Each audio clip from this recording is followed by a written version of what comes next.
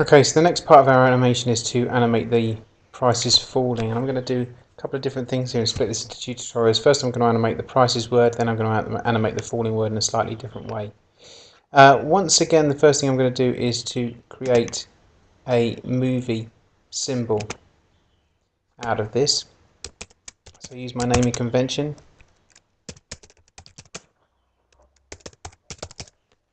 And make sure it sets the right type.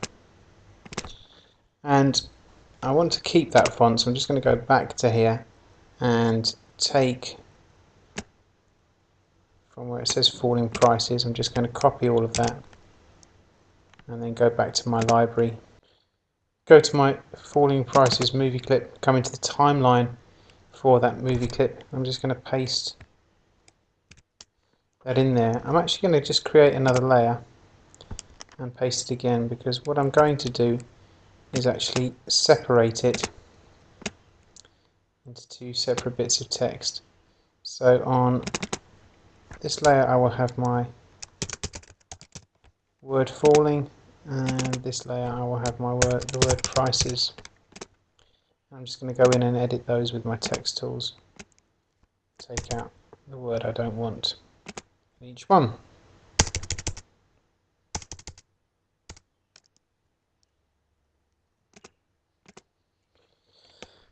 Okay, so how to deal with text. First we're going to deal with the prices layer, and what I want to do is I want to animate each and every letter.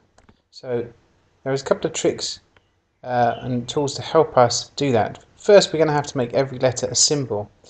So the way we do that is to go to modify, and we go to break apart, Control B, and that's separated each character into its own, or the word into individual characters. Then we're going to go to modify, and I'm going to go to timeline and distribute to layers. This is one of the reasons that I didn't want to do it in the main timeline, is because we're going to get a lot of layers here and that becomes very difficult to manage.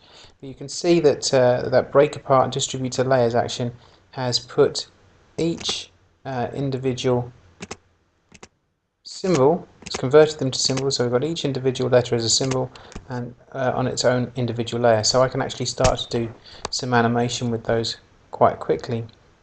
So the first thing I'm going to do is just to select all of these frames and insert frames.